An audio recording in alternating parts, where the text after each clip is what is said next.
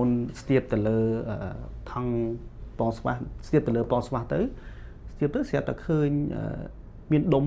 ពកជំងឺមហារីកបងស្វាគឺភាគច្រើនកាន់ទៅលើបរិសុទ្ធដែលមានវ័យជំទង់ចន្លោះពី15ទៅ45ឆ្នាំហើយចំពោះរោគសញ្ញានៃជំងឺមហារីកនៃបងស្វាគឺមានរោគសញ្ញាជាច្រើនមានដូចជាទី1ការជឿចាប់នៅក្នុងថង់បងស្វាដល់ពេលដែលយើងស្ទាបទៅបងស្វានឹងអាចធំជាងមុនធ្ងន់ជាងមុននិងរឹងជាងមុនហើយក៏មានរោគសញ្ញាមួយទៀតដែលបងប្អូនអាចកត់សម្គាល់និងស្ទាបឃើញពីខ្លួនឯងមកពីរំបង្ហាញវីដេអូតិចបាទទិភាពតិចគឺតកតងជាមួយនឹងពេលដែលបងប្អូនស្ទាបទៅលើថង់